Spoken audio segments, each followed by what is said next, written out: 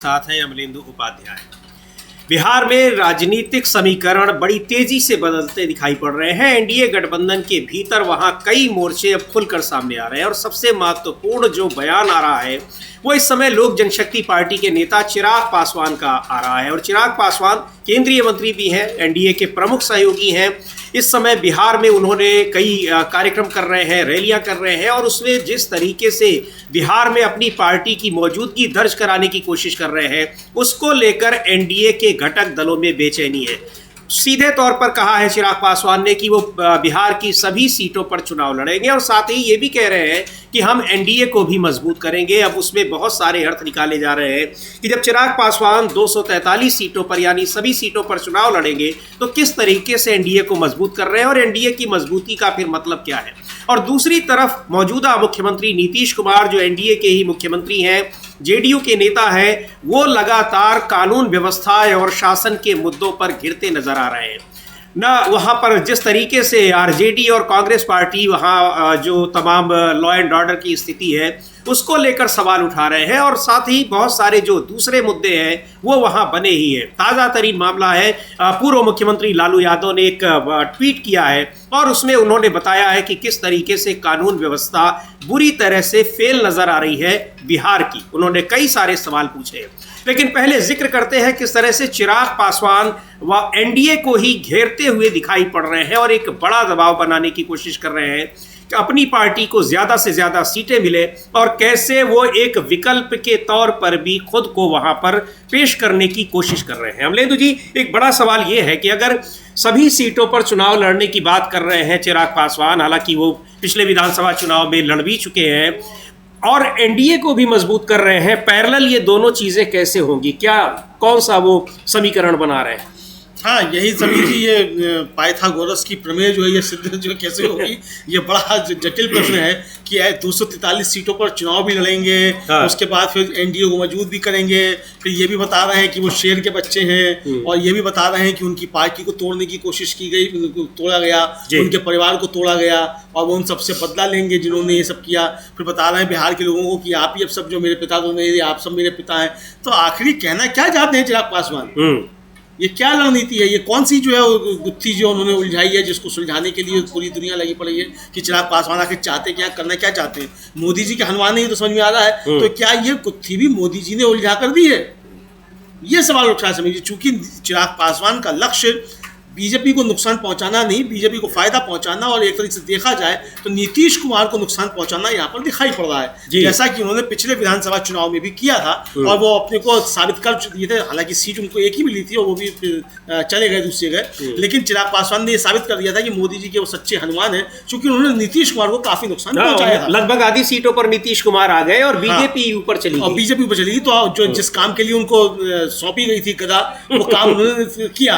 अब यहाँ देखना है कि अभी इस बार जो है मोदी जी ने क्या जो उनको सेवा सौंपी है कि क्या सेवा करनी है। तो क्या वो बता रहे हैं 243 सीटों पर लड़ेंगे, तो 243 सीटों पर केवल नीतीश कुमार को निपटाएंगे कि साथ साथ प्रशांत किशोर को भी निपटाएंगे? किस किस को निपटाएंगे? क्योंकि या इंडिया गठबंधन को कितना टेंट करेंगे? इंडिया गठबंधन को तो टेंट नहीं कर पाएंगे क्योंकि वो जो मतदाता अलग है, जो उनके पास मतदाता है वो अलग है, तो इंडिया गठबंधन को टेंट नहीं होगा। लेकिन हाँ, नीतीश कुमार से निपटने के लिए बीजेपी इनका इस्तेमाल और खुलकर करेगी, ये साफ तौर पर समझ में आ रहा है। यानी जो पिछला अगर रिकॉर्ड देखा जाए तो वो जो कह रहे हैं कि हम 243 सीटों पर लड़ेंगे और एनडीए को मजबूत करेंगे, तो इसको इस तरीके से देखा जाए कि वो बीजेपी को मजबूत करेंगे, क्योंकि पिछला रिकॉर्ड यही कहता है कि अगर वो सारी सीटों पर अलग होकर चुनाव लड़ते हैं। हाँ, बिल्कुल बीजेपी को ही मजबूत करेंगे। और जैसा उन्होंने कहा भी है पहले भी कि वो मोदी जी के हनुमान है, तो मोदी जी हनुमान है तो हनुमान अपनी सेवा भाव करेंगे, भक्ति भाव करेंगे। अब वो संजीवनी बूटी जो लेकर आएंगे वो किसके लिए लेकर आएंगे देखना होगा। सेवा का मामला जो है तो अब वो हनुमान है मोदी जी के, तो जाहिर सी बात है कि वो अब लक्ष्मण वहाँ कौन है जो मूर्छित अवस्था में है,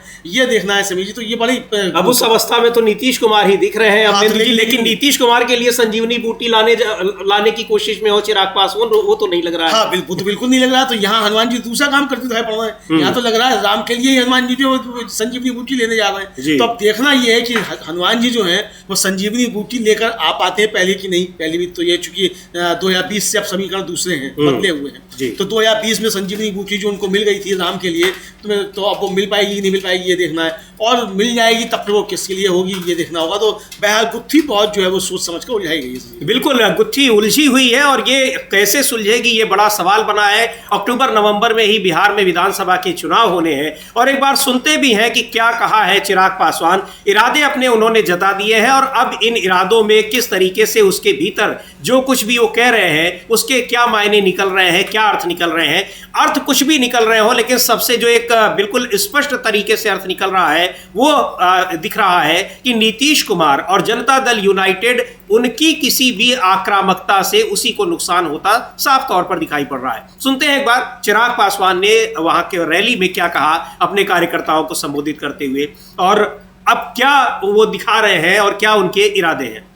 बहुत सारी चीज़ें कह रहे हैं, बहुत सारी बातें, लेकिन ये कि उनके परिवार को तोड़ा गया, उनको कमज़ोर किया गया, उन पर हमले किए गए, ये सारी बातें वो कह किसके लिए रहे हैं अमलेंदु जी। परिवार टूटा, पार्टी टूटी, ये सारी चीज़ें देखा गया कि कैसे वो एनडीए से बाहर हुए, उनके चाचा एनडीए में लाए गए, फिर चाचा बाहर कर दिए गए, फिर चिराग पासवान लाए गए, तो ये सारी बातें वो कह किसके लिए रहे हैं। हाँ, मुझे लगता है शायद मोदी जी को संदेश देना चाहते हैं कि हनुमान जी को संभाल लो, वरना मोदी जी की लंका जो है बीजेपी की लंका, उसी में क्या हनुमान जी आग लगाएंगे। तो अब ये देखना, अब ये साफ साफ इनको कहना चाहिए असल में, ये अभिधा में जो है ये बातें नहीं करनी चाहिए जो वो कर रहे हैं चिराग पासवान। तो साफ साफ खुलकर कहें कि आखिर उनका परिवार किसने तोड़ा, पार्टी उनकी किसने तोड़ी। पार्टी तो बीजेपी ने तोड़ी जी। घर से बाहर उनको किसने निकाला, घर से बाहर तो बीजेपी ने निकाला। भाई सड़क पर भारत का संविधान भी पड़ा हुआ था, रामविलास पासवान का चित्र भी पड़ा हुआ था, और पार्टी तोड़ी गई जी, अकेले रह गए। तो ये तो बीजेपी ने किया था। तो क्या वो बीजेपी से कुछ को सबक सिखाना चाहते हैं? लेकिन जो उनके क्रियाकर्म हैं वो तो ये साफ तौर पर जाहिर कर रहे हैं कि वो बीजेपी को सबक सिखाना नहीं चाहते हैं, वो बीजेपी के लिए ही काम कर रहे हैं। तो ये चिराग पासवान को साफ तौर पर कहना चाहिए कि उनकी पार्टी किसने तोड़ी, उनका परिवार किसने तोड़ा, उनको घर से किसने निकाला, और उसके खिलाफ वो क्या काम करेंगे। और अगर वो बीजेपी को सबक सिखाना चाहते हैं तो फिर अलग लड़ने का या एनडीए में रहकर एनडीए को मजबूत करने का, ये तो फिर ये अपनी बातों से जाए उसके खिलाफ खड़े वो चिराग पासवान नजर आते हैं। तो चिराग पासवान को जो करना है वो स्पष्ट रूप से अपना लक्ष्य निर्धारित करें, क्योंकि अब संदेशों से खेती नहीं होती है राजनीति में। अब एक चीज इसका और है अमलेंदु जी कि कहीं ऐसा तो नहीं कि चिराग पासवान को भी बीजेपी ने अब आगे कर दिया हो कि अब आप ही लीड करेंगे, बिल्कुल उसी तरीके से कि आश्वासन में रखा नीतीश कुमार को। और आप देखिए कि आश्वासन के इंतजार में कि अब घोषित करेगी एनडीए का सीएम कैंडिडेट, अब करेगी। नीतीश कुमार पॉलिटिकली बिल्कुल आउटडेटेड हो गए हैं। अब इंडिया गठबंधन में अगर वो जाने की कोशिश भी करते हैं तो शायद उनके लिए अब दरवाजे बंद ही है, उसको जहां तक समझा जाए। तो कहीं इस चिराग पासवान के सामने भी तो किसी आश्वासन का पासा नहीं फेंका गया है, क्योंकि जरूरत है। बीजेपी में इस समय लीडरशिप की कमी है फिलहाल जो दिखाई पड़ रही है, किसके नेतृत्व में बीजेपी वहां पर चुनाव लड़े। ऐसी स्थिति में वो चिराग पासवान को आगे करके, और स्वाभाविक है कि नीतीश कुमार पर भी हमला करेंगे तो बीजेपी पर वो हमला नहीं माना जाएगा, एक दूसरा मैसेज देगा। हाँ देखिए, ये एक तो जो बीजेपी की प्लानिंग है वो ये प्लानिंग है कि नीतीश कुमार को साथ भी रखा जाए और नीतीश कुमार को नुकसान भी पहुंचाया जाए और नीतीश कुमार से फायदा भी लिया जाए जी। तो इसी रणनीति पर बीजेपी बिहार में काम करती हुई फिलहाल दिख रही है। आगे क्या करता है वो आगे का मसला है, लेकिन अभी जो है वो है, एक तो अभी नीतीश कुमार आए थे दिल्ली और बताया गया कि नीतीश कुमार जो है वो यहाँ फैसला करने आए थे कि एकदम फैसला हो ही जाए कि उनको कितनी सीटों पर लड़ना है, कितनी सीटों पर नहीं लड़ना है। मीडिया के एक बड़े हिस्से ने खबरें चलाई और वो खबरें ये चलाई कि साहब वो समझौता हो गया है सूत्रों के आधार पे जी, और 103 सीटों पर बीजेपी लड़ेगी, 102 सीटों पर नीतीश कुमार लड़ेंगे। चिराग पासवान ने पहले तो उस मीडिया के जो चलनी थी खबरें उनकी हवा निकाली और उन्होंने कहा कि इस तरीके का कोई समझौता नहीं हुआ, हमारी जानकारी में नहीं है। यानी चिराग पासवान ने दबाव बनाने की कोशिश की कि ये समझौता अगर हो भी जाए बीजेपी तो हम उसको नहीं मानने तो हम उसको मानने वाले नहीं है जी। यानी नीतीश कुमार के ऊपर दबाव बनेगा। बीजेपी ये कह रही है कि चिराग पासवान को अगर एडजस्ट करना है तो वो नीतीश कुमार के कोटे में एडजस्ट किया जाएगा। नीतीश कुमार कह रहे हैं कि चिराग पासवान को एडजस्ट करना है तो बीजेपी अपने कोटे में एडजस्ट करे जी। हम 150 सीटों से कम पर नहीं लड़ेंगे, ये उनका कहना है। तो 150 तो जाहिर बात है 100, 120 से 110 तक भी नीतीश आ सकते हैं, लेकिन वो दबाव बना रहे हैं 150 सीटों का। तो अब बीजेपी के सामने संकट ये है कि अगर चिराग पासवान को भी एडजस्ट करना है और अपने यहाँ एडजस्ट करना है तो फिर जो अटल बिहारी वाजपेयी का सपना बता रहे थे विजय कुमार सिन्हा कि बीजेपी की सरकार अपने बूथे पर सरकार बने, वो सपना तो अभी भी पूरा होता हुआ दिखाई पड़ रहा है। पहले तो सरकार बने एनडीए की, और सरकार अगर एनडीए की बनेगी तो बीजेपी अपने दम पर सरकार बना ले, तो ऐसा सपना जो है वो पूरा होता हुआ दिखाई नहीं पड़ रहा है। तो बीजेपी के असल में सामने नहीं तो हो सकता है महाराष्ट्र जैसा स्ट्राइक रेट बीजेपी का आ जाए उसमें चुनाव में कि जितनी सीटों पर लड़े वो 1-2 छोड़ के लगभग सारी सीटें जीत जाए। हाँ तो लड़ना भी तो पड़ेगा ना फिर 150 सीटों पर। हाँ भाई 89% अगर आपको चाहिए है स्टैग रेट, तो 150 सीटों पर कम से कम लड़ना पड़ेगा। और अगर 150 सीटों पर लड़ेंगे ही नहीं, 103 पे ही लड़ेंगे जैसा कि खबरें चल रही थी, और उसमें भी अगर चिराग पासवान को एडजस्ट किया जाएगा, अगर ऐसा होता है तो फिर कहाँ से फिर वो सपना पूरा हुआ? फिर तो 100% अच्छा, ये बिल्कुल आप सही कह रहे हैं अमलेंदु जी कि चिराग पासवान को उनको जो ज्यादा सीटें वो मांग रहे होंगे उसमें कहाँ से एडजस्टमेंट होगा, यानी बीजेपी के कोटे से होगा या जेडीयू के कोटे से होगा। जाहिर सी बात है जेडीयू शायद ही माने अब, लेकिन बीजेपी ने जेडीयू को उस स्तर पर ला दिया है कि बहुत सारे दबाव उस पर डाल सकती है, ऐसा पिछले काफी दिनों से देखने में आ रहा है। लेकिन यहाँ एक और एनडीए का घटक दल है, यानी उपेंद्र कुशवाहा की पार्टी, और इस जो ये फॉर्मूला जिसकी चर्चा अमलेदु जी कर रहे हैं, इस फॉर्मूले को तैयार किया गया है कि लोकसभा चुनाव में जितनी सीटें जिसके पास थी उस सीटों के हिसाब से उसकी 6 गुना सीटें हर उसको मिलेगी। लेकिन उपेंद्र कुशवाहा के साथ यह है कि उनको जो सीट मिली थी, एक सीट, उस पर भी वो चुनाव हार गए। उनका दावा कमजोर पड़ रहा है और वो भी आक्रामक हुए हैं। उन्होंने तो यहाँ तक कहा है कि मैं अगर खत्म हुआ तो एनडीए भी खत्म हो जाएगा। तो कहीं चिराग पासवान को उन्हीं की सीटों के साथ एडजस्टमेंट करने की कोशिश तो नहीं की जा रही है, और अगर ऐसा हुआ तो एक घटक दल बिखरी जाएगा ही वहाँ। देखिए, वो तो यहाँ तक क्या गए थे कि अगर उपेंद्र कुशवाहा डूबेगा तो एनडीए डूबेगा। जी हाँ, ये उपेंद्र कुशवाहा ने साफ तौर पर कहा था, और अभी 8 जून को बताया जाता है कि उन्होंने एक रैली भी बहुत जबरदस्त तरीके से की है। और वो साफ तौर पे जो, अच्छा, उन्होंने बीच में एक ट्वीट किया था जो पीएमसीएच का मामला जो हुआ था, उसमें नीतीश कुमार को टैग करते हुए एक तरीके से उन्होंने नीतीश कुमार को जिम्मेदारी डाल दी थी कि वहाँ व्यवस्थाएं ठीक नहीं है और आपके रहते व्यवस्थाएं ठीक नहीं है। हालांकि नीचे से हाथ लगाया था उन्होंने थोड़ा सा, लेकिन वो समझा सकता है कि उन्होंने नीतीश कुमार को घेरने की कोशिश की। तो अब उपेंद्र कुशवाहा भी एडजस्ट होना चाहते हैं और वो नीतीश के उसमें एडजस्ट होना चाहते हैं। तो अब देखना ये कि नीतीश उनको एडजस्ट करते हैं कि नहीं करते हैं, क्योंकि नीतीश का उनके बारे में आ चुका है कि बार बार चला आता है फिर चला जाता है। इस तरीके की बातचीत जो थी उनको वायरल हो गई थी काफी ज्यादा, नीतीश कुमार की कहते उसने गए थे। तो यहाँ पे उपेंद्र कुशवाहा भी एक वहाँ बड़ा फैक्टर जो है वो है। तो एनडीए इस समय बिखराव की स्थिति में वहाँ काफी ज्यादा दिखाई पड़ रहा है। अगर चिराग पासवान को एडजस्ट नहीं किया जाता, जैसा चिराग पासवान कह रहे हैं, उनकी डिमांड है कि उनको 80 सीटों लड़ने के लिए दिया जाए। उधर जीतन मांझी, हाँ बिल्कुल, वो कह रहे हैं कि चिराग पासवान को जितनी सीटें मिलेंगी उससे हमको दुगनी चाहिए सीटें लड़ने के लिए, क्योंकि उनके विधायक ज्यादा, चिराग पासवान का तो एक ही आया था। तो उनका दावा ज्यादा बड़ा दावा बनता है। अब चिराग पासवान को अगर 20 सीटें मिलती हैं लड़ने के लिए समीर जी, तो 40 सीटें जीतन राम मांझी को भी लड़ने को चाहिए। 20 पे चिराग पासवान मानने को तैयार नहीं है, क्योंकि वो जिन सीटों पर दावा ठोक रहे हैं वो सीटें तमाम ऐसी हैं, बहुत सी सीटें ऐसी हैं जिन पर कैंडिडेट बीजेपी के थे, और जेडीयू था वहाँ नंबर 1 था, और नंबर 2 जो थे वो आ गए थे चिराग पासवान जी। तो कई जगह जेडीयू तीसरे नंबर पे, चिराग पासवान ऊपर है, चिराग पासवान ऊपर, कई जगह ऐसा आया। तो बहुत सी सीटें ऐसी हैं। तो ये जो जिस तरीके से उन्होंने दावा पेश किया है, तो इससे अब उनका दावा एक तरीके से मजबूत बन रहा है। तो यानी जो 2020 में वो काम कर चुके, उस काम के आधार पर वो नीतीश कुमार को नुकसान पहुंचा सकते हैं सीट के बंटवारे में, और नीतीश कुमार इस बात को अच्छे तरीके से समझ रहे हैं। तो नीतीश कुमार ने भी तैयारी कर ली है कि अगर हमको नहीं मिलेंगी सीटें लड़ने को तो हम भी अलग लड़ेंगे। तो अगर सब 243 सीटों पर लड़ेंगे तो बिहार में कितने गठबंधन चुनाव लड़ेंगे समीर जी, और कितनी पार्टियां बिहार में 243 सीटों पर चुनाव लड़ेंगी, तो ये देखना होगा। और जो रैली अभी सुनते हैं क्या कहा है चिराग पासवान ने, वो ये भी स्पष्ट कर रहे हैं कि कोई जरूरी नहीं कि वो एनडीए के साथ बंधे ही रहें। अगर वो 243 सीटों पर चुनाव लड़ने की बात कर सकते हैं तो उनके लिए दूसरे रास्ते भी खुले हुए हैं। कैबिनेट मंत्री होते हुए भी, एनडीए की सरकार में रहते हुए भी, एनडीए का घटक दल होते हुए भी अगर वो सारी सीटों पर चुनाव लड़ने की बात कर रहे हैं। एक बार सुनते हैं क्या कहा चिराग पासवान ने। लेकिन चिराग पासवान के तेवरों की बात एक बार फिर बिहार में एनडीए के सामने बड़ा संकट दिखाई पड़ रहा है। साथियों, आप लोग ही मेरा परिवार है। अब मेरे पिता इस दुनिया में नहीं है। जिनको मेरा पिता बनना था उन्होंने भी मुझे घर से बाहर निकाल दिया। ऐसे में मेरे पिता आप हैं, मेरी माँ आप हैं, मेरे भाई आप हैं, मेरी बहन आप हैं, मेरा परिवार आप है। और अब ये फैसला भी आप ही को लेना है कि क्या चिराग पासवान चुनाव लड़े, और लड़े तो कहां से लड़े। आपका फैसला मेरी सराखों पर।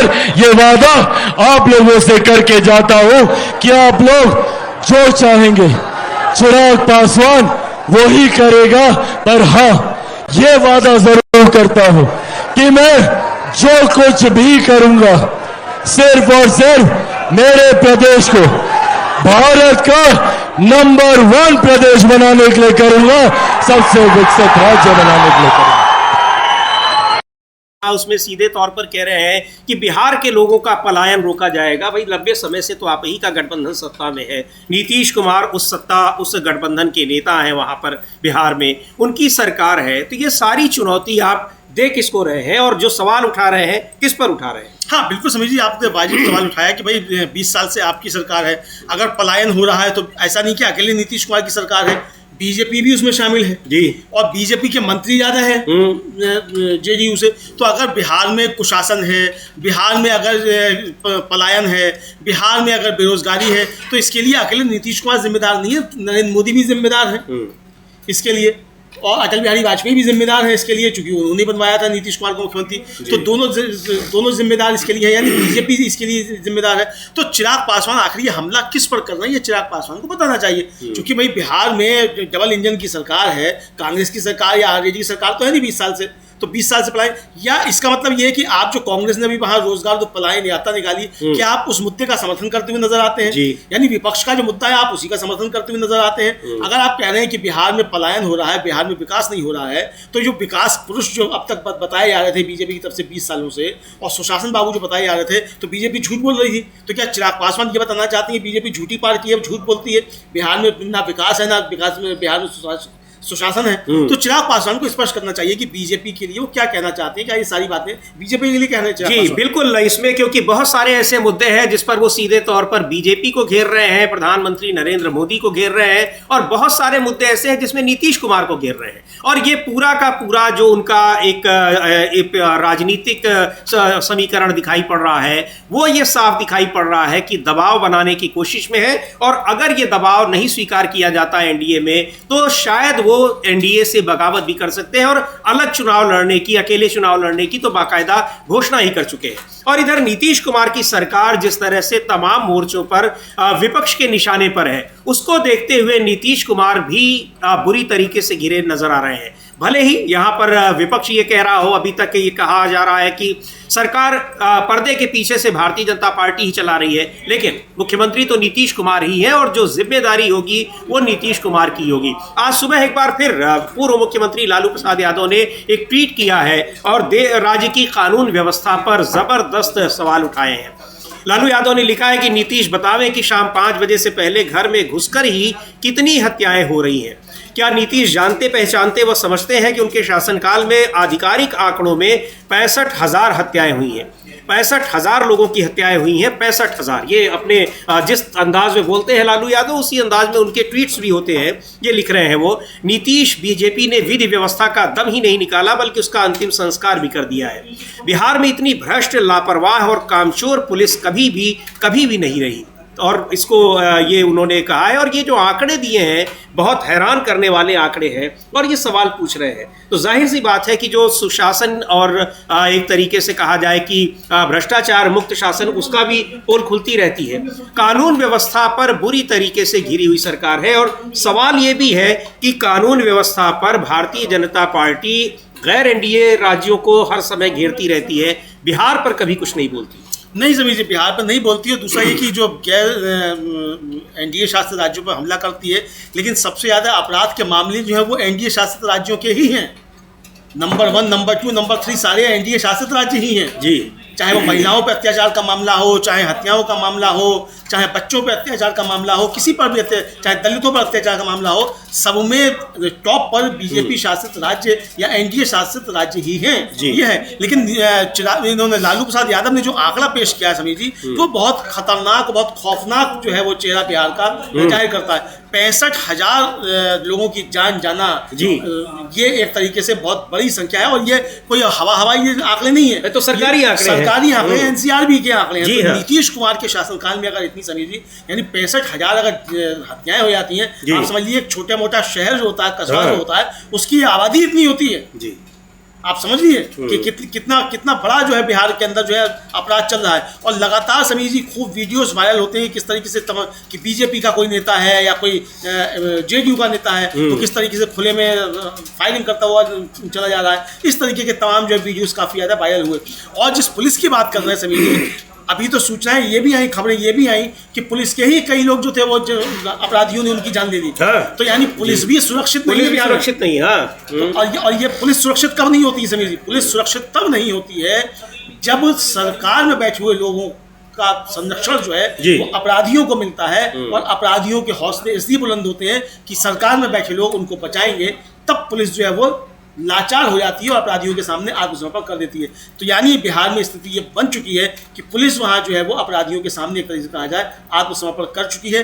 ये लालू प्रसाद यादव के इस ट्वीट से समझा जा सकता है, यही प्रतिध्वनि उनकी उससे निकल रही है। जी बिल्कुल, और पिछले कई दिनों से लगातार वहां से अपराध की घटनाएं, इस तरह से कानून व्यवस्था को चुनौती देने वाली घटनाएं लगातार हो रही हैं बिहार में, और इन सब मुद्दों पर बुरी तरीके से घिरी नजर आ रही है नीतीश कुमार सरकार और खुद नीतीश कुमार के इन सारे सवालों पर कोई जवाब भी नहीं आते हैं। ये अलग बात है कि कैसे उनको बीजेपी एनडीए का उम्मीदवार घोषित करे मुख्यमंत्री का, इसके लिए वो दिल्ली से पटना तक चक्कर लगाते रहते हैं। पिछले दिनों जब राहुल गांधी बिहार में थे, वहां गया और नालंदा में अचानक अपने 2 मंत्रियों के साथ आए और यहाँ कई बीजेपी के नेताओं के साथ उनकी बैठकें हुई बताया जा रहा है।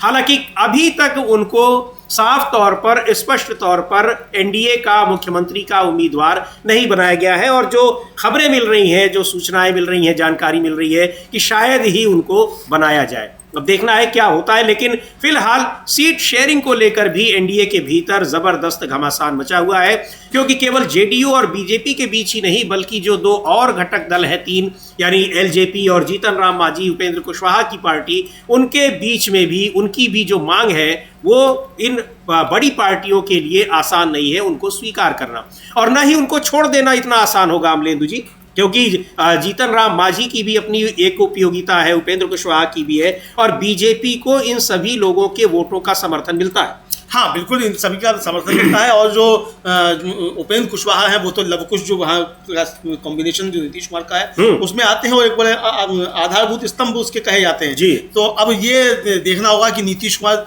मुझे लगता है नीतीश कुमार उपेंद्र कुशवाहा को तो एडजस्ट कर सकते हैं, लेकिन चिराग पासवान और मांझी को अपने कोच में एडजस्ट करेंगे ऐसा नहीं होने वाला। जी हाँ, ऐसा नहीं होने वाला है। तो ये मुझे लगता है कि गठबंधन टूटेगा, इसी में टूटेगा। और अगर उपेंद्र कुशवाहा नीतीश के साथ जाते हैं, जीतन राम मांझी अगर बीजेपी के साथ जाते हैं, चिराग पासवान भी अगर बीजेपी के साथ जाते हैं, अलग होते हैं, तो बड़ा दिलचस्प चुनाव बिहार का हो जाएगा समीर जी, इसमें कोई दो राय नहीं। जी बिल्कुल, बिहार का चुनाव बहुत ही दिलचस्प मोड़ पर है। अभी चुनाव की घोषणा नहीं हुई है, गठबंधन की स्थिति अभी स्पष्ट नहीं है, और वहां पर किसको कितनी सीटें मिलेंगी, लेकिन इन सब को लेकर वहां पर बहुत राजनीतिक जो एक एंगेजमेंट है लोगों की, वो बढ़ती दिखाई पड़ रही है, क्योंकि वहां राजनीतिक पार्टियां अपनी तरह से खासतौर पर एनडीए में जबरदस्त एक दूसरे पर दबाव डालती दिखाई पड़ रही है। और इधर केंद्र सरकार तमाम दूसरे मोर्चों पर घिरी नजर आ रही है। एक बड़ा सवाल आज उठाया है, हालांकि सवाल पहले भी उठा है, लेकिन कांग्रेस पार्टी के राष्ट्रीय अध्यक्ष मल्लिकार्जुन खड़गे ने प्रधानमंत्री को चिट्ठी लिखी है और ये कहा है कि जल्दी से जल्दी डिप्टी स्पीकर का चुनाव कराया जाए। डिप्टी स्पीकर बहुत ही महत्वपूर्ण पद होता है संविधान में, स्पीकर के बाद उसका स्थान होता है, स्पीकर की अनुपस्थिति में उसके सारे काम करता है। और अभी तक पिछली लोकसभा में भी किसी डिप्टी स्पीकर को नहीं उसका चुनाव किया गया, और 1 साल बीत गया है इस लोकसभा में भी, माफ कीजिएगा, स्पीकर का चुनाव नहीं हुआ है। इसको लेकर मल्लिकार्जुन खड़गे ने पत्र लिखा है और मांग की है कि तत्काल डिप्टी स्पीकर का चुनाव कराया जाए। ये सब वही मुद्दे हैं जिन पर सरकार पर, बीजेपी पर ये आरोप लगता है कि कैसे वो संवैधानिक मूल्यों को ध्वस्त कर रही है और संविधान के साथ छेड़छाड़ कर रही है, संविधान को अपने हिसाब से चला रही है। ऐसा लगता है अमलेंदु जी जैसे बीजेपी को लगता, जरूरत ही नहीं महसूस होती कि डिप्टी स्पीकर भी होना चाहिए, और उपराष्ट्रपति का पद नहीं होता तो शायद वो ये क्या माफ कीजिएगा, इसमें उपराष्ट्रपति तो राज्यसभा के सभापति का बाध्यता नहीं होती, तो इनका भी नहीं चुनाव, हाँ उपसभापति का भी चुनाव नहीं होता। तो आखिर ये क्यों नहीं हुआ है? सवाल कई बार उठे हैं, लेकिन अब इसको लेकर मुझे लग रहा है कि एक बड़ा कैंपेन फिर कांग्रेस पार्टी इस मुद्दे पर भी सरकार को घेरेगी।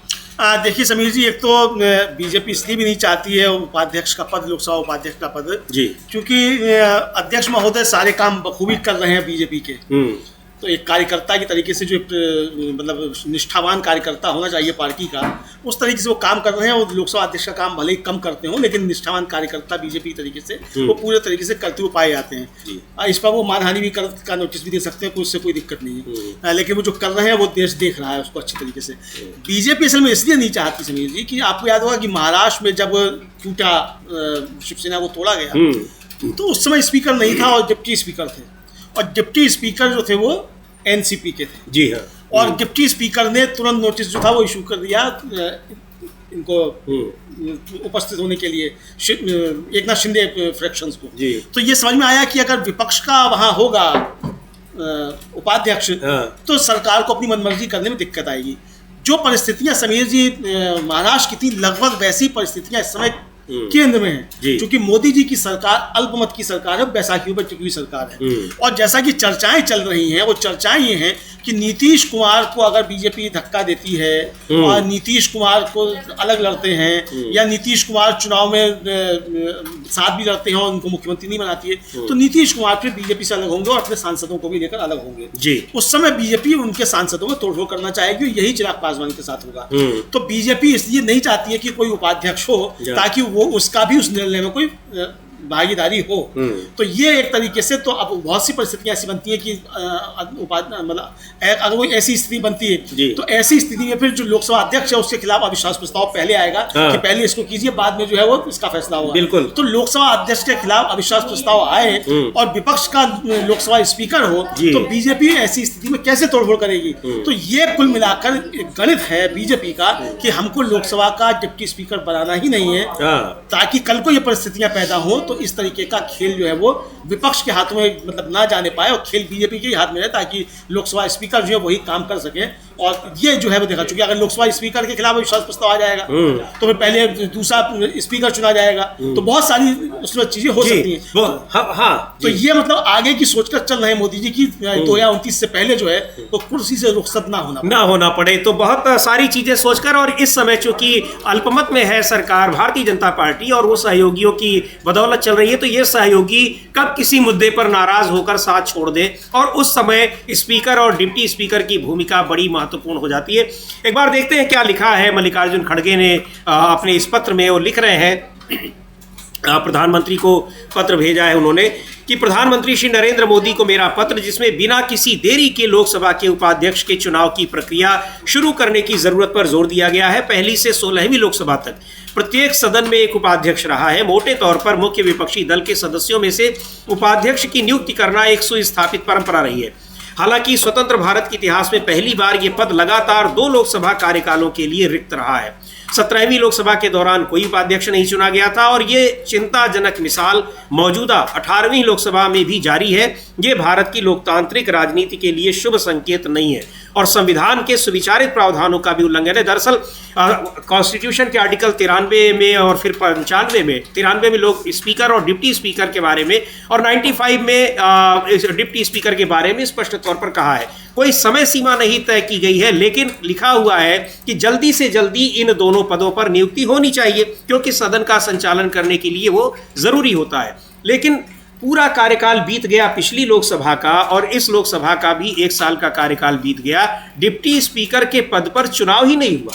अजीब सी बात है। मतलब ये संवैधानिक प्रावधानों का किस तरीके से उसकी धज्जियां उड़ाई जा रही हैं, ये इससे बड़ा एग्जाम्पल क्या होगा? हाँ बिल्कुल, इससे बड़ा उदाहरण क्या होगा किस तरीके से धज्जियां उड़ाई जा रही हैं, और पद खाली है जी, और लोकसभा स्पीकर का पद खाली है। कितना महत्वपूर्ण पद है, और वो पद खाली है डिप्टी स्पीकर का, लोकसभा उपाध्यक्ष का वो पद खाली है। और ये बड़ी एक बात है। और जैसा आपने कहा कि वहाँ अगर बाध्यता ना होती राज्यसभा में उपसभापति का चुनाव कराना, तो वो भी नहीं कराया कराया था। हालांकि वहाँ उनके मन के ही हैं राज्यसभा के उपसभापति जी, और जिस तरीके से उन्होंने कृषि बिल पास कराए थे वो तो बहुत अद्वितीय था, मतलब भूतो न भविष्यति।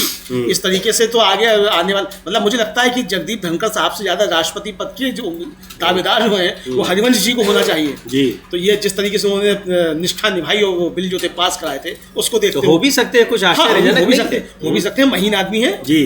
हरिवंश जी महीन आदमी, हम लोग तो पत्रकारिता की समझ से सब जानते हैं उनको, महीन आदमी है तो वो महीन आदमी हो भी सकता है, और धनखड़ साहब का कंपटीशन उनसे ही चल रहा हो, कुछ ये भी हो सकता है जी। तो बहरहाल ये तो उनकी अंदरूनी चीज़ें, किसका कंपटीशन किससे चल रहा है। लेकिन कुल मिलाकर समीर जी जो स्थितियाँ हैं वो इस डेमोक्रेसी के लिए कम से कम अच्छी नहीं है, और लोकतंत्र के लिए ये चीज़ें ठीक नहीं कही जाती हैं। जो कहा जाता है कि लोकतंत्र खतरे में है, वाकई लोकतंत्र खतरे में है, ये सिर्फ जुमला नहीं है कि लोकतंत्र खतरे में है, वाकई लोकतंत्र के ऊपर खतरे मौजूद हैं। जी बिल्कुल, क्योंकि अब ये लोकसभा में डिप्टी स्पीकर का चुनाव ही नहीं हो रहा है।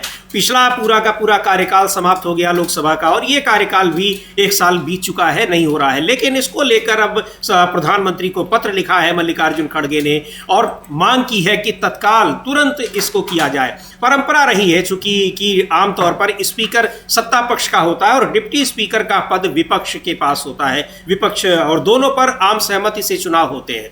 तो ये एक बहुत शायद हो सकता है कि भारतीय जनता पार्टी को लगता है कि ये स्थिति उसके अनुकूल नहीं होगी, लेकिन संविधान में दी गई व्यवस्था का तो अनुपालन करना जरूरी है, आप उसको इग्नोर नहीं कर सकते हैं। ऐसे तो बहुत सारे पदों पर ज़रूरत नहीं होगी, ऐसे कि उसको नहीं नियुक्त करना है क्योंकि वो आपके हिसाब से काम नहीं करेगा, तो फिर क्या उसकी नियुक्ति नहीं होगी? ये सारे सवाल हैं। लेकिन संविधान के साथ छेड़छाड़ करने, अपने तरीके से उसका इस्तेमाल करने के जो आरोप बीजेपी पर लगते हैं, उनमें उसका एक बड़ा उदाहरण ये भी है कि कैसे डिप्टी स्पीकर के पद को खाली रखा गया है, और सांस तक नहीं ली जा रही है कि हाँ डिप्टी स्पीकर का पद भरा भी जाएगा या नहीं भरा जाएगा। लेकिन अब सवाल उठाया है, घिरी है सरकार बहुत सारे मुद्दों पर।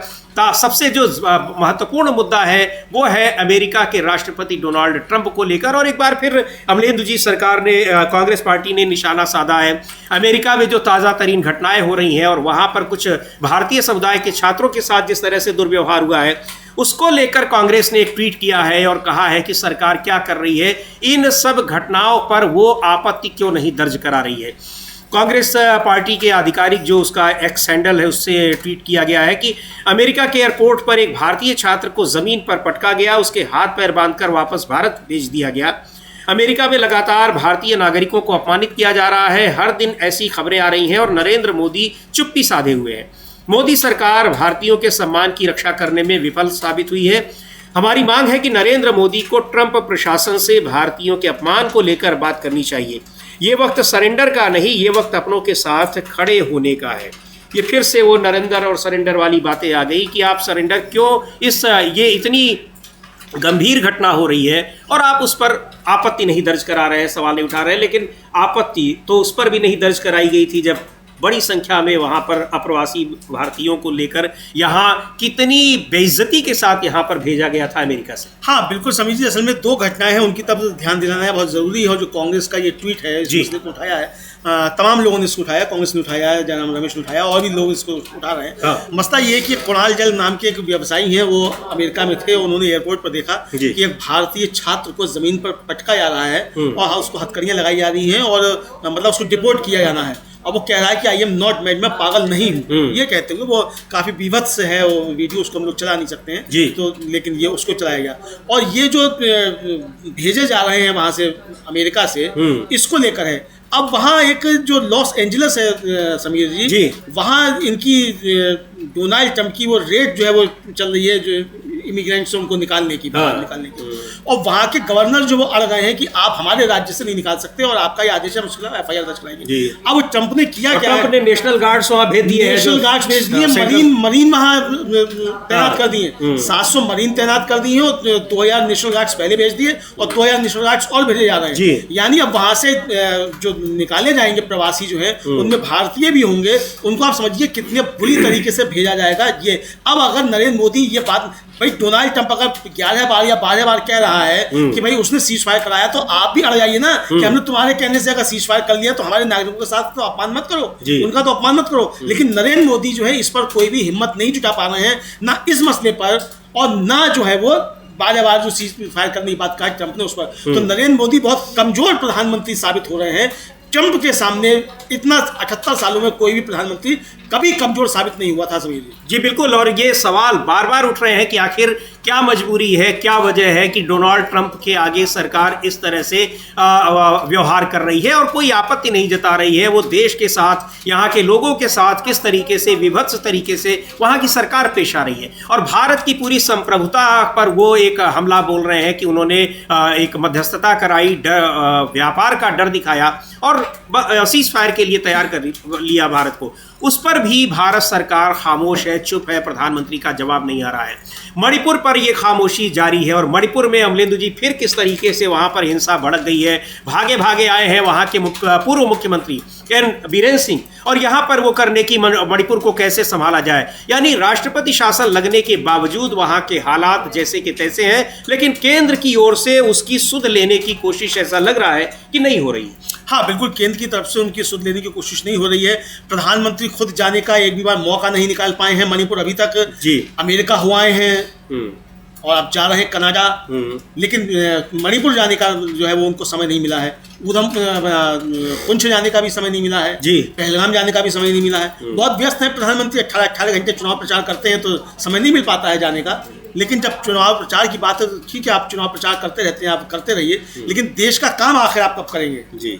सवाल तो प्रधानमंत्री से ना कि आपको चुनाव प्रचार के लिए देश में प्रधानमंत्री चुना नहीं था, आपको चुना था कि आप देश का काम करेंगे, तो देश का काम आखिर प्रधानमंत्री कब करेंगे, ये बड़ा एक सवाल है समीर जी। और ये इस पे आ रहा है। और इधर एक समीर जी एक रिपोर्ट आई है बीबीसी की, और वो आई है महाकुंभ में जो भगदड़ हुई थी उसको लेकर जी। और उस रिपोर्ट को लेकर कांग्रेस ने बड़े सवाल उठाए हैं और उसको साझा किया है कांग्रेस जी। बिल्कुल, कांग्रेस ने साझा, उस रिपोर्ट में ये कहा गया है कि उसमें कि कुंभ में कितने लोगों की जान गई थी। हालांकि ये संख्या भी इससे कहीं ज्यादा बताई जा रही है, जो बहुत सारी ऐसी रिपोर्ट्स हैं जो सामने नहीं आई हैं। लेकिन कांग्रेस पार्टी का जो ट्वीट है वो उसमें लिख रहे हैं कि कुंभ भगदड़ में यूपी की बीजेपी सरकार ने 37 लोगों की मौत की बात कही थी, जबकि बीबीसी की पड़ताल में 82 लोगों की मौतों की पुष्टि हुई है।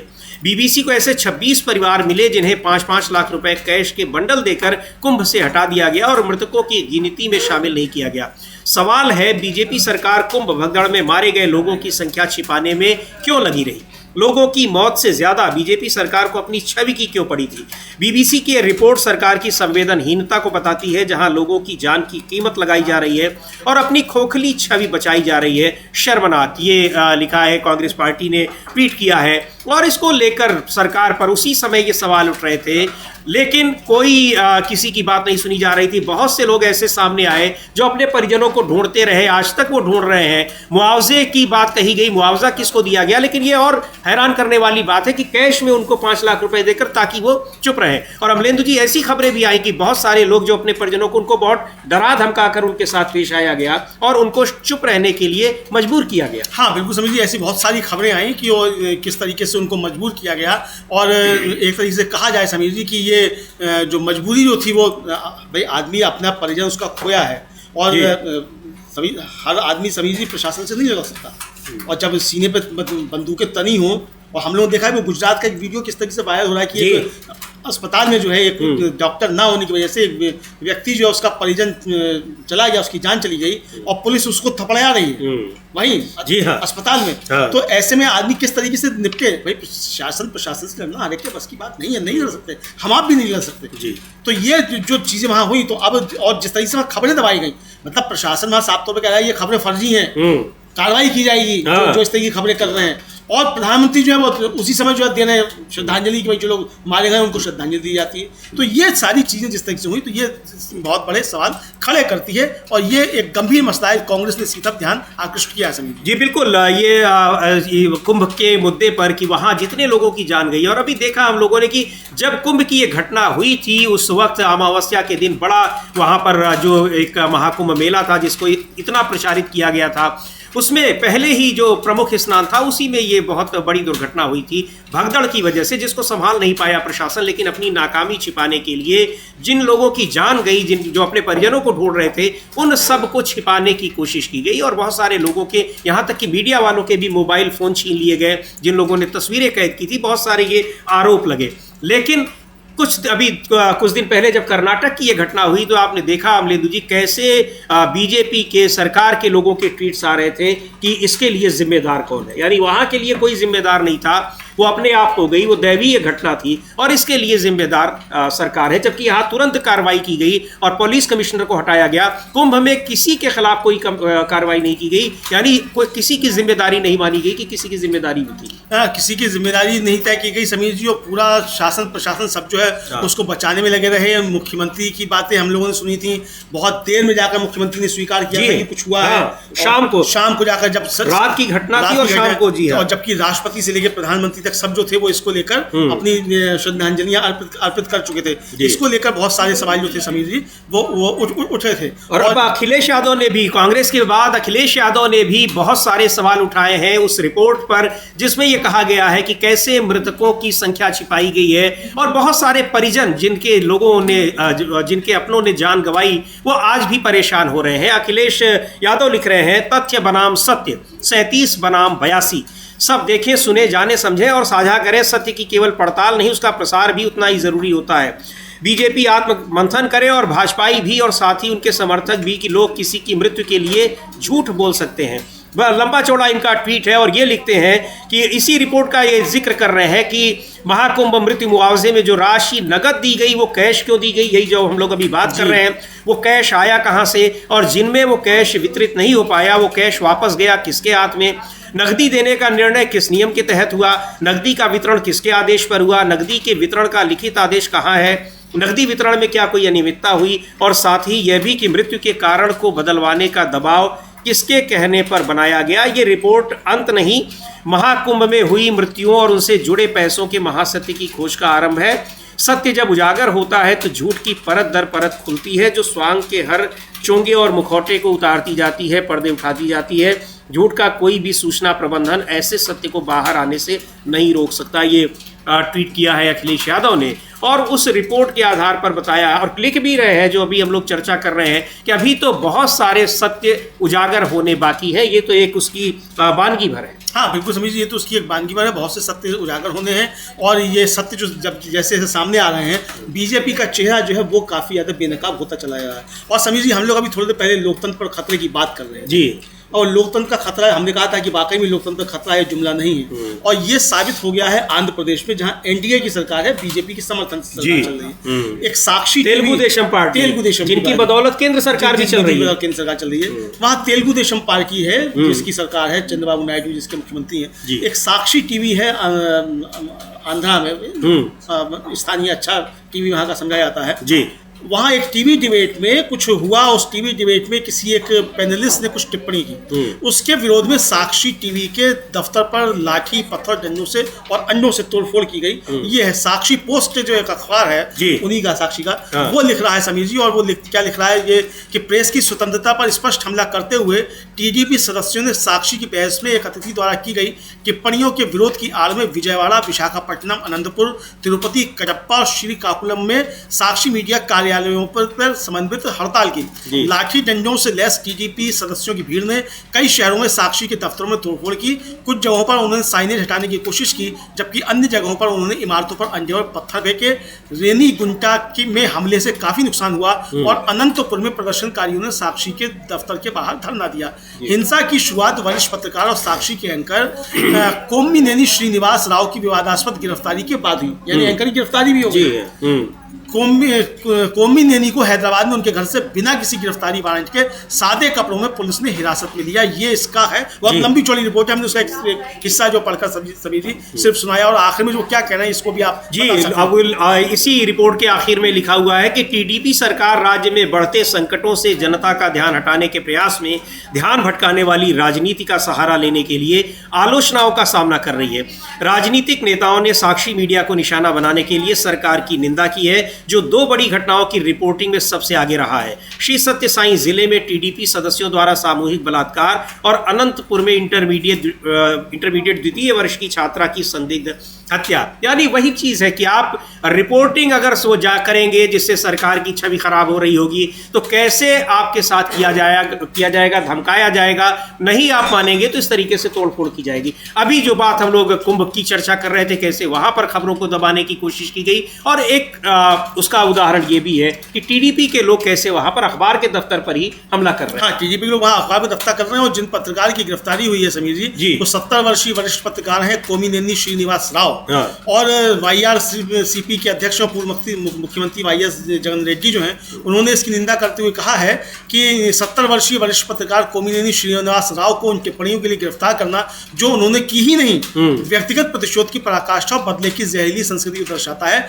जिसे चंद्रबाबू नायडू ने बढ़ावा दिया है। ये उनका कहना है और उन्होंने कहा कि लोकतंत्र, कानून और न्याय को कुचला जा रहा है, नागरिकों, लोकतंत्रवादियों, बुद्धिजीवियों, पत्रकारों को दर में ढकेला जा रहा है। उन्होंने आरोप लगाया कि मुख्यमंत्री एन चंद्रबाबू नायडू पिछले 1 साल से दमनकारी और अन्यायपूर्ण प्रशासन चला रहे हैं। जगनमोहन ने दावा किया कि लोगों की ओर से किसी को भी अपनी आवाज उठाने की अनुमति दिए बिना वह सत्ता के अत्यधिक दुरुपयोग के माध्यम से असहमति को दबाने की कोशिश कर रहे हैं, अपने कुशासन, छल, भ्रष्टाचार और विफलताओं की आलोचना को चुप करा रहे हैं। ये जगनमोहन रेड्डी की प्रतिक्रिया इस घटना पर आई है। जी, तो ये प्रतिक्रिया आई है, यानी वहाँ पर साक्षी टीवी है और उसके दफ्तरों पर, उसके स्टूडियो में वहाँ पर हमला किया गया है, इसलिए कि वहाँ पर कुछ टिप्पणियाँ, कुछ खबरें वो सत्ताधारी दल को पसंद नहीं आई। और बड़ी हैरानी की बात है कि आपके खिलाफ अगर लिखा जाएगा तो आपकी सरकार है तो सरकार के जरिए, और नहीं तो फिर अपने कार्यकर्ताओं, नेताओं और कहिए सीधे कहा जाए कि गुंडों और बदमाशों के जरिए उनको कुचलने की कोशिश की जाएगी। खबर इसीलिए वहाँ पर कि अगर आपके खिलाफ कोई रिपोर्टिंग होती हो। कुंभ का भी उदाहरण दिखाए और किस तरीके से बिहार में भी ऐसी कई घटनाएं अभी पिछले दिनों में आई हैं, कैसे मीडिया वालों को जो तमाम खबरें कवर कर रहे हैं उनके साथ भी बदसलूकी की गई। तो ये बहुत हैरानी की बात है कि कैसे यहाँ पर सरकार के खिलाफ अगर खबर दिखाई जा रही है तो खबर दिखाने वालों के साथ किस तरीके से पेश आया जा रहा है, ये बहुत हैरानी की बात है। लेकिन देखा जाए तो इस पूरे मुद्दे पर एक जिस तरीके से अब केंद्र सरकार और उत्तर प्रदेश की सरकार इस कुंभ के मामले में अब घिरी हुई नजर आ रही है, अब इस पर और भी कई सवाल उठेंगे। जो लिखा हुआ है अखिलेश यादव ने कि ये तो शुरुआत है, अभी ऐसी बहुत सी रिपोर्ट्स हैं जिनको दबा दिया गया, लेकिन वो धीरे धीरे निकल कर आएंगी, क्योंकि अगर कोई किसी ने अपनी जान गंवाई है उसको आप कितने दिनों तक रोक कर रखेंगे, वो तो आएगी ही, क्योंकि उनके परिजन, बहुत से लोग अभी भी ढूंढ रहे हैं अपने परिजनों को। हाँ बिल्कुल, उनके परिजन अपने परिजनों को ढूंढ रहे हैं और ये निश्चित तौर पर समीर जी आएगा सामने कि ये आगे क्या क्या होता है, किस तरह से होगा। और इधर समीर जी जो एक न्यायपालिका को नियंत्रित करने का जो मामला चल रहा है, इसको लेकर के भी काफी ज्यादा सवाल उठ रहे हैं। अभी ये आया कि जो एक हाईकोर्ट के जज हैं, पहले दिल्ली हाईकोर्ट में, अभी इलाहाबाद हाईकोर्ट में। नहीं, इससे पहले जो इलाहाबाद हाईकोर्ट के जज शेखर यादव जिन्होंने मुसलमानों को कठमुल्ला क्या क्या बातें कही थी, उनके खिलाफ जो सुप्रीम कोर्ट जांच कर रहा था, वो सुप्रीम कोर्ट की जांच बंद हो गई है, क्योंकि राज्यसभा के सचिवालय से कहा गया है कि इन पर महाभियोग चलाने का जो काम जो है वो राज्यसभा का है, तो राज्यसभा इसको करेगी, तो वो बंद हो गई है। और इधर जस्टिस यशवंत वर्मा जिनके ऊपर जांच चल रही थी, उसको लेकर काफी ज्यादा विवाद जो है वो हो रहा है। कपिल सिब्बल जो देश के जाने माने अधिवक्ता और राज्यसभा के सांसद हैं, उन्होंने किरण रिजिजू जो है वो उनके ऊपर कुछ सवाल जो है वो उठाए हैं। हम सुन सकते हैं कि किरण, ये मतलब तो सुनते हैं क्या, हाँ, या क्या कहा है कपिल सिब्बल ने, क्या कहा है ये जस्टिस यशवंत वर्मा। काफी चर्चा हुई, हम लोगों ने भी चर्चा की। दिल्ली हाईकोर्ट के जज थे और उनके सरकारी आवास में नोटों की गड्डियां बोरों में भर कर मिली थी, बाद में उनका ट्रांसफर कर दिया गया इलाहाबाद हाईकोर्ट में। अब उनके खिलाफ जांच भी हुई और उसमें और अब महाभियोग लाने की तैयारी हो रही है। तो सुनते हैं क्या कह रहे हैं कपिल सिब्बल इस पूरे मामले में। इस समय वहां पर विधानसभा में विपक्ष की नेता आतिशी, उनकी गिरफ्तारी की खबर आ रही है। क्या है अमलेदु जी उसकी पूरी जानकारी, किस तरीके से, क्या कोई प्रदर्शन कर रही थी या फिर उनको हिरासत में लिया गया है या गिरफ्तार किया गया है? हाँ समीर जी, उनको गिरफ्तार किया गया है और वो जो कालका जी है, वहाँ जो एक कैंप है झुग्गी झोपड़ी है, वहाँ तोड़फोड़ की जा रही थी सरकार की तरफ से, उसके बुलडोजर कार्रवाई की जा रही थी। तो वहाँ काफी जो था वो मौजूद था, प्रशासनिक अमला, पुलिस मौजूद थी। वहाँ आतिशी को गिरफ्तार किया गया है और आतिशी का कहना यह है कि झुग्गी वालों की मुख्यमंत्री जो रेखा हुआ है उनको हाई लगेगी। ये हम लोग देख सकते हैं, ये विजुअल्स हैं जहाँ पर तोड़फोड़ की जा रही थी और उनके समर्थन में वहाँ गई थी आतिशी। क्षेत्र आदिशी का क्षेत्र भी है, विधानसभा क्षेत्र, और वहां पर दिल्ली में बहुत ये जो झुग्गी वालों का बड़ा विरोध चल रहा है पिछले काफी दिनों से, और उन्हीं की ये झुग्गियां उन पर तोड़ी जा रही थी, बुलडोजर चलाया जा रहा था, उसी के विरोध में वहां पर पहुंची थी, उनके समर्थन में झुग्गी, जिन लोगों की झुग्गियां तोड़ी जा रही थी, गिरफ्तार कर लिया गया। और इसको लेकर सरकार बड़ी घिरी हुई है अमलेंदु जी। दिल्ली की सरकार अभी नई बनी है और ये कहा जा रहा है कि वो तमाम लोगों को उजाड़ने पर लगी हुई है। अपने काम की शुरुआत उसने उजाड़ने से ही कर दी। 100 दिन पूरे कर लिए हैं, लेकिन उपलब्धि के नाम पर जो विपक्ष का आरोप है, कहा जा रहा है कि अभी कुछ नहीं है, लेकिन उजाड़ रही है लोगों को अच्छे तरीके से। हाँ, अच्छे तरीके से उजाड़ रही है समीर जी, और बीजेपी को भी उजाड़ रही है, मतलब झुग्गी वालों को भी उजाड़ रही है, संविधान पर भी हमले हो रहे हैं, लोकतंत्र पर हमले हो रहे हैं, प्रेस पर हमले हो रहे हैं, ये सारी चीज़ें सामने आती जा रही हैं। आज समीर जी, कांग्रेस ने दिल्ली में एक प्रेस कॉन्फ्रेंस की अभी थोड़ी देर पहले, और जीतू पटवारी और जो कांग्रेस के मध्य प्रदेश के इंचार्ज हैं हरीश चौधरी, उन्होंने एक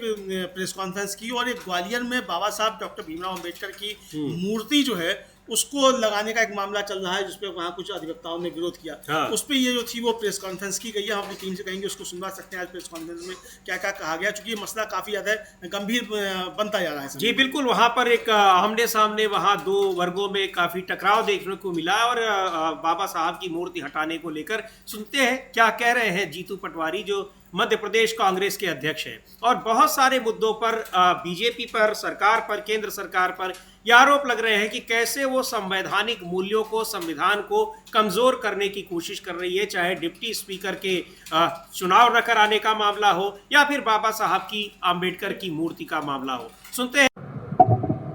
ग्वालियर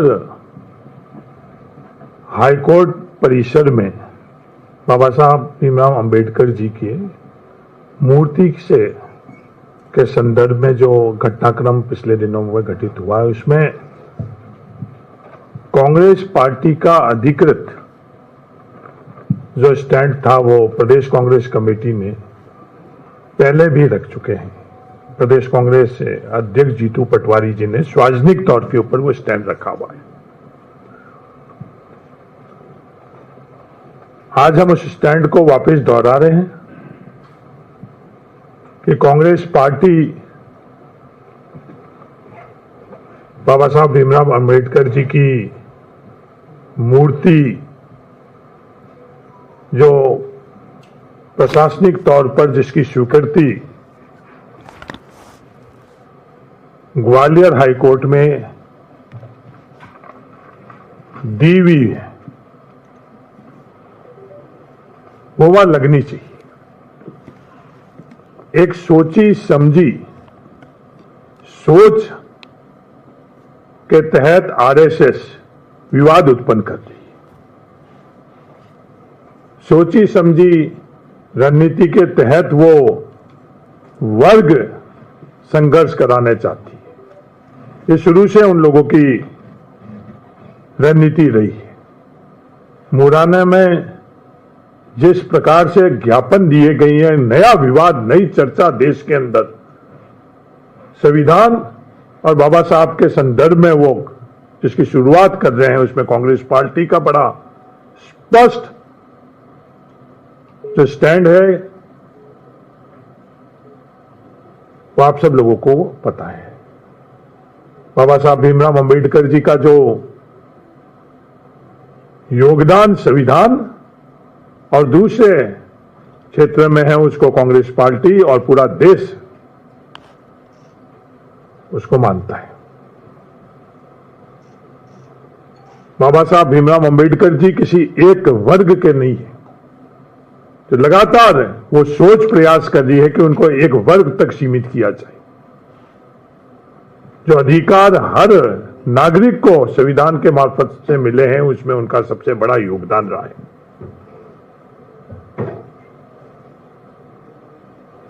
कांग्रेस पार्टी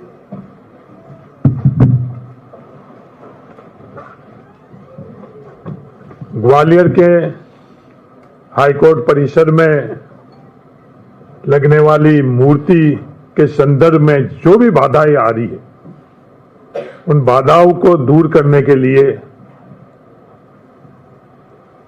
भारत सरकार और मध्य प्रदेश सरकार से अपील करती है कि तमाम जो बाधाएं उन्होंने खुद ने उत्पन्न करी, किसी और ने उत्पन्न नहीं करी, जब निर्णय हो चुका था। और ऐसी बात नहीं है कि हाईकोर्ट परिसर के अंदर पहली दफे कोई मूर्ति की स्थापना हो रही है। इससे पहले भी देश के हाईकोर्ट और सुप्रीम कोर्ट परिसर के अंदर मूर्ति स्थापित हो चुकी, पर सिर्फ विवाद उत्पन्न करने के लिए वर्ग संघर्ष कैसे रहे उत्पन्न हुई, उस मंशा से ये विवाद उन लोगों ने मूर्ति स्थापना को विवादों के अंदर घसीटा है। तो आज वापस आग्रह है दोनों सरकार से कि जो उनकी सोच है उस सोच को आप विराम लगाए और ग्वालियर में, क्योंकि हर वर्ग हर जाति के लोग जो संविधान में विश्वास रखते हैं, देश के अंदर विश्वास रखते हैं, वो चाहते हैं कि बाबा साहब भीमराव अंबेडकर जी की मूर्ति की स्थापना ग्वालियर में होनी चाहिए। इस संदर्भ में जो भी आगे कांग्रेस को करना होगा वो कांग्रेस करेगी, और उनकी रणनीति कि ये बाबा साहब भीमराव अंबेडकर जी को जिस रंग में वो रंगना चाहते हैं, एक वर्ग तक सीमित रखना चाहते हैं, विवादों में लाना चाहते हैं, जो पहले भी उन्होंने गांधी जी के संदर्भ में, नेहरू जी के संदर्भ में उन्होंने प्रयास किए, उनमें उनको सफल नहीं हुआ। यहाँ दिल्ली में प्रेस कॉन्फ्रेंस कर रहे थे और कई सारे आरोप सरकार पर लग रहे हैं कि संविधान को कैसे कमजोर किया जा रहा है। डिप्टी स्पीकर के चुनाव का मुद्दा उठाया है कांग्रेस पार्टी ने और सरकार उस पर भी घिरी नजर आ रही है, क्योंकि पिछला लोकसभा का कार्यकाल पूरा का पूरा समाप्त हो गया, नहीं चुनाव हुआ और अभी भी 1 साल निकल गया है, कोई सांस नहीं उस पर ली जा रही है कि चुनाव होगा भी या नहीं होगा। और इधर बिहार की राजनीति दिन प्रतिदिन करवटें बदल रही है, एनडीए के भीतर जबरदस्त उठापटक चल रही है और एक दूसरे को चुनौती देते दिखाई पड़ रहे हैं वहां पर एनडीए के घटक दल। तो खैर इन सब पर रहेगी निगाहें, आप देखते रहिए।